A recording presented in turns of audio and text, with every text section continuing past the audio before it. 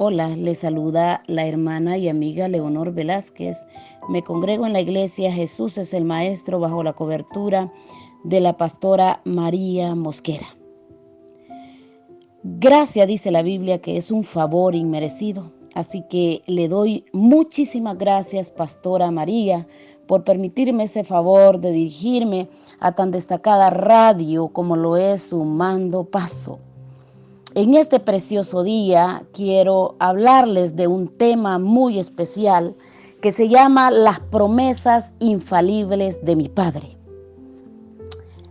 Voy a orar antes de poder compartir con ustedes esta palabra. Espero que sus corazones estén atentos a escuchar palabra del Señor, porque así como Dios me habló a mí a través de esta palabra en este día, pues queremos que también usted pueda ser de mucha edificación para su vida.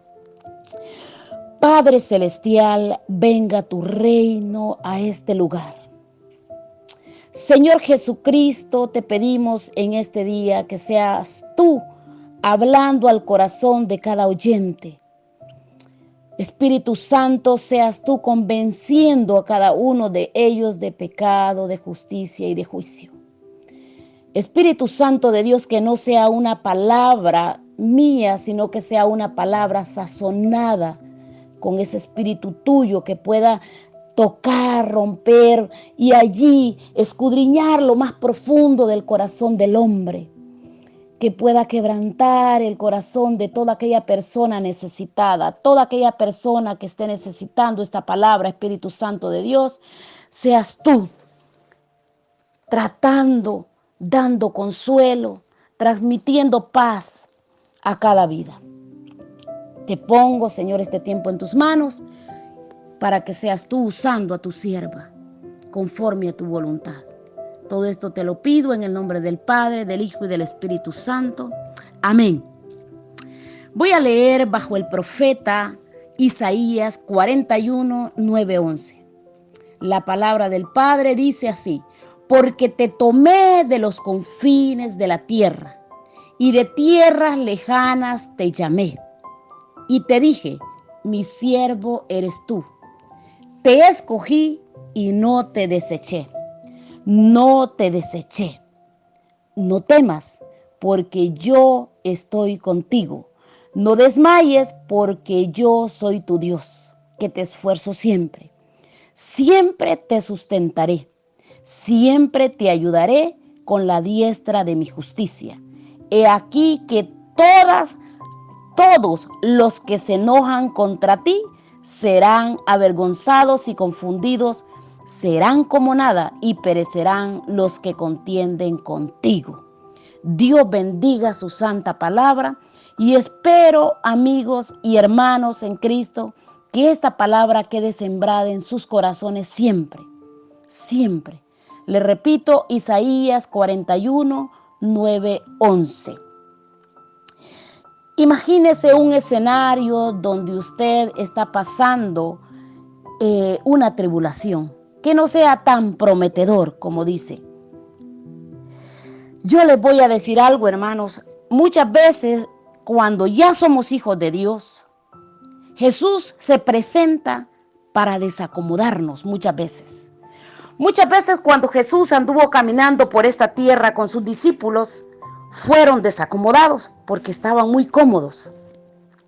Y es que en el libro de la ley, pues lo que se hacía anteriormente, pues era cumplir quizás algunos ritos y quizás si cumplían bueno y si no cumplían, pues también. Pero habían maestros de la ley que estaban muy cómodos, que lo único que querían era seguir a Jesús, seguir sus enseñanzas, mirar cómo caminaba y andar haciendo como una evaluación, podía decirlo yo así. Andaban evaluando al maestro. Imagínese usted a mí evaluando al maestro. Entonces, los maestros de la ley estaban cómodos y los discípulos parece que estaban entrando en esa rutina de comodidad.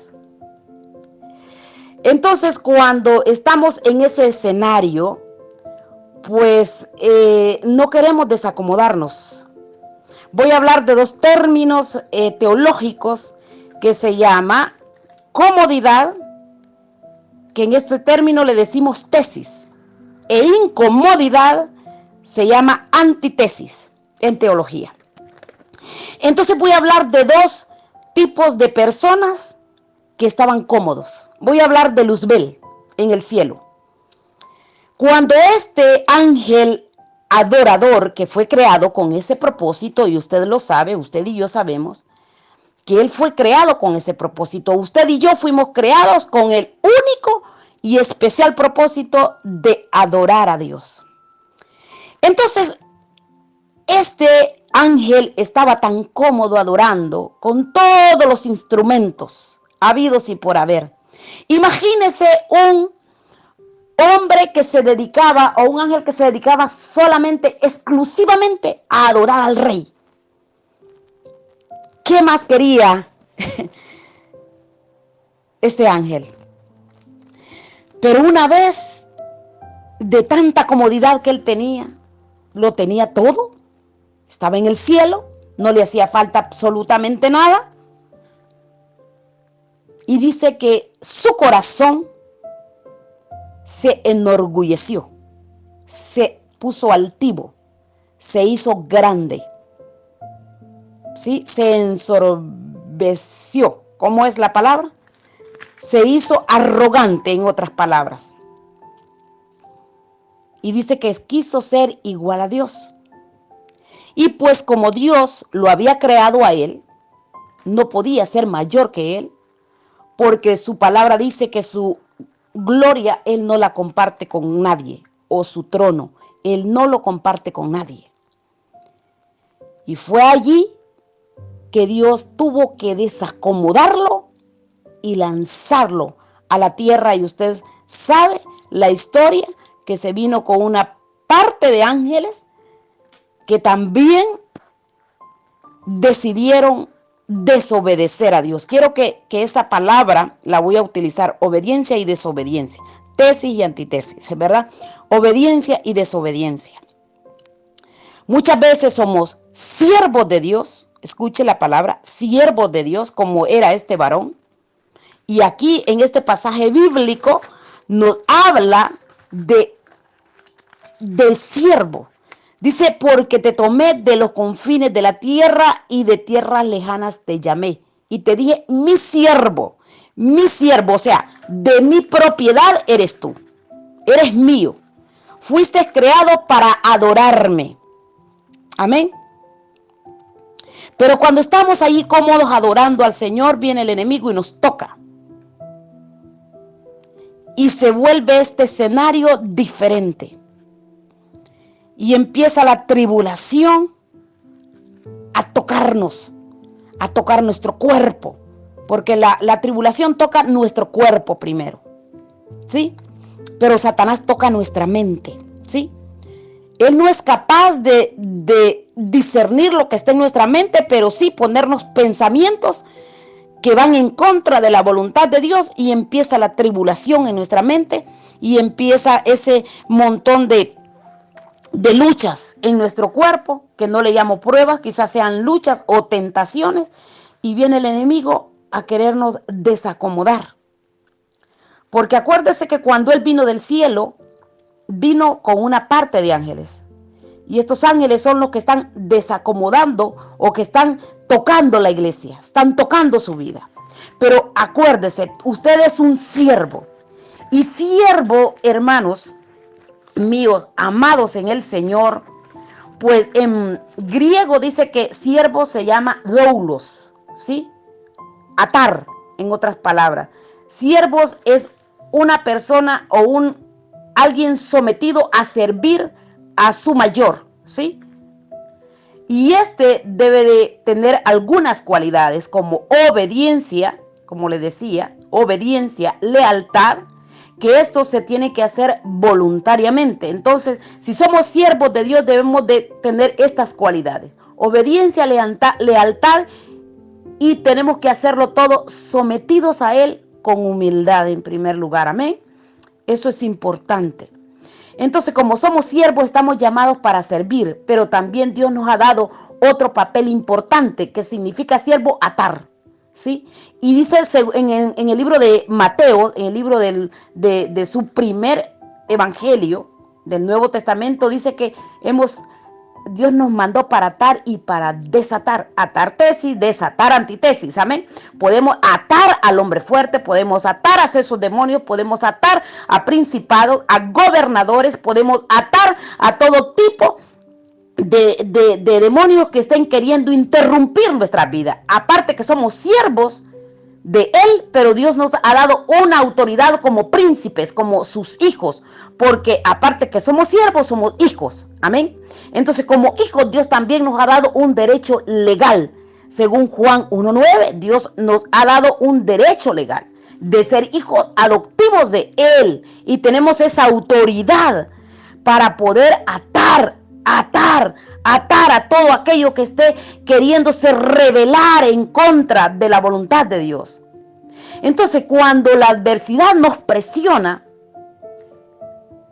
es allí cuando necesitamos las armas que Dios nos ha dado a nosotros para poder pelear contra ellas. Amén. Y nosotros mismos podernos desatar y desatar a otros. Pero mire qué preciosa palabra. Dice que Él nos llamó en primer lugar. Nos llamó. Porque te tomé de los confines de la tierra. Hermanos, los confines de la tierra significan, me remonta al tiempo antiguo cuando Dios llamó a Abraham de Mesopotamia y lo trasladó a Canaán. Amén. También cuando estábamos en esa tierra de Egipto, que Egipto significa pecado, donde nosotros habitábamos en medio de la comodidad, como le digo. Estábamos cómodos con el pecado, ¿sí? Hacíamos lo que nosotros queríamos. No le dábamos cuenta a nadie. No le estábamos dando, digamos, pasándole nuestras cuentas a alguien como lo hacemos ahora con Jesús.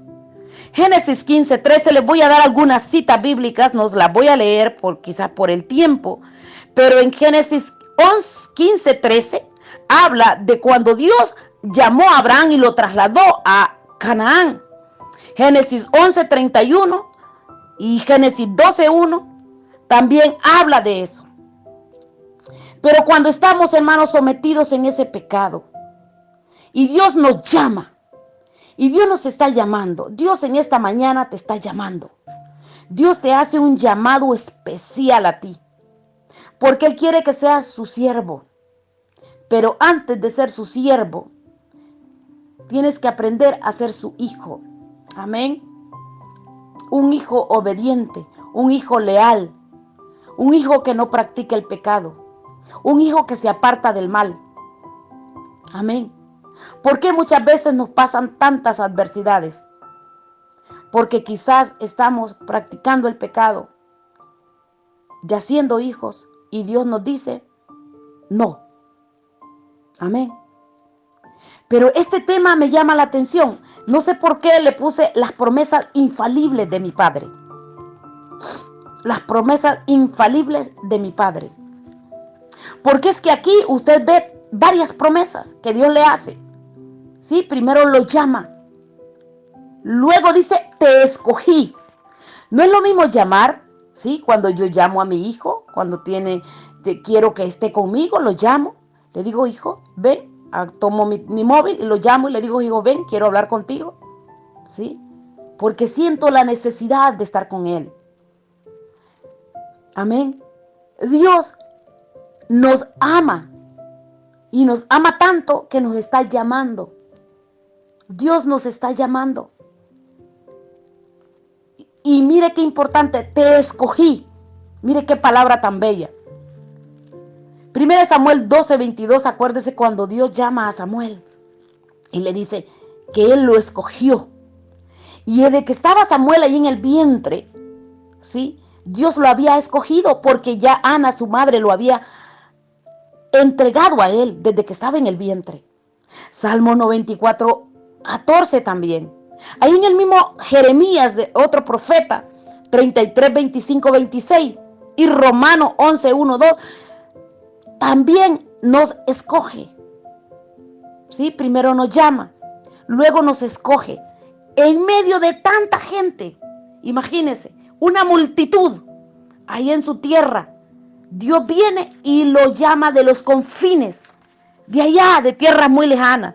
De Mesopotamia llamó a Abraham, de allá de Egipto. A mí, pues me llamó en Honduras. Soy hondureña, nacionalizada ya, y honro mi país Honduras. A los 16 años me convertí al Señor. Tengo 48 años sirviéndole a Él. Bueno, 48 años no, pero desde la edad de 16 años hasta ahora le estoy sirviendo a Él. Soy su sierva, pero antes de ser su sierva, Él me adoptó como su hija. Escuché el llamado. Quiero que escuche el llamado de Dios. Te llamé. Te dije mi siervo. Mire qué lindo. Te llama para que seas su hijo. Y te dice mi siervo para que empieces a servirle a Él. Amén. Y luego te dice, te escogí. Qué precioso. ¿No se siente honrado y honrada sabiendo que Dios te ha escogido en medio? Yo no sé, pero Dios me escogió. Siendo la última hija de un hogar o un matrimonio muy estable, mi padre y mi madre, yo era la más pequeñita. En mi familia no habían evangélicos, solo católicos. Yo decía, ¿por qué me tuvo que escoger a mí primero? ¿Por qué no a mi hermana mayor? Porque a mí me hicieron la vida imposible, como decimos allá. No me dejaban ir a la iglesia. Yo pedía permiso y a veces me decían que no. Y lloraba. Y en ese día yo lo que hacía es que me dedicaba en ayuno y oración. Y se los ponía al Señor. Y se las dedicaba al Señor. Yo le decía, Señor, yo te entrego mi familia, para que ellos también te sirvan. Pero en medio de esta familia me escoge a mí, la más pequeña, la más insignificante. Gloria al Señor y gloria a su nombre. Ahora mi familia solo hay un inconverso. Porque hasta mi madre, que era católica, primo de padres católicos, sacerdotes católicos, Dios la escogió también a ella. Mire qué importante cuando Dios te escoge. Si Dios te escoge en medio de tu familia, es porque Dios quiere que seas cabeza, aún siendo la más pequeña. ¿Sí? Y dice, y no te deseché. Mire qué promesa. Allí vienen las promesas de Dios. Y no te deseché. Te escogí y no te deseché. Amén. Otra promesa, no temas. Otra promesa, porque yo estoy contigo. Y recuerdo esto tan real como cuando Dios le dijo a Josué, yo estaré contigo. ¿Sí? Como estuve con Moisés. Qué lindo saber que Dios va a estar con nosotros en medio de toda tribulación, en medio de la tristeza, en medio de cualquier adversidad. Él va a estar con nosotros. No tengas miedo. En otras palabras, no temas. Es no tengas miedo. No te deseché, dice el Señor. Mire que Dios o el Señor ha castigado a Israel, pero no por eso Dios va a desechar a Israel. Israel es la tierra santa de Dios. Y al final de los tiempos, Israel va a ser salvo. Sí. Dios a mí me llamó no porque estaba bajo una promesa. Yo no estaba bajo una promesa. Ahora mi hijo sí ya estaba bajo la promesa. Porque yo soy hija de Dios. Entonces mi hijo, Dios me había dado una promesa. Que iba a ser salvo yo y mi casa. Mi casa y yo íbamos a ser salvos. Entonces mi hijo está bajo esa promesa. Pero yo no estaba bajo la promesa de Dios. ¿Sí? Pero sí estaba bajo su misericordia. Amén. Mire qué importante esto. Estaba bajo sus propósitos. Quizás en tu familia no haya ningún cristiano evangélico. Quizás seas tú la única persona. Y vas a empezar a luchar con eso. ¿Será que es, como decía yo en mi mente, será que este es el verdadero Dios? ¿Sí? ¿Será que esto que estoy haciendo será lo correcto? Pero Dios, que es grande en misericordia, me escogió. Primero me llamó, me escogió de los confines de la tierra, de montañas remotas quizás Dios te puede haber llamado, para ponerte en Madrid, para que prediques, para que salves a muchos, como Dios llamó a Abraham para que salvara a Canaán, como Dios llamó a Moisés, como Dios llamó a Josué, como Dios llamó a David, como Dios llamó a José, para que sus hermanos le sirvieran a él y él también sirviera a sus hermanos. Dios te llama con propósitos santos.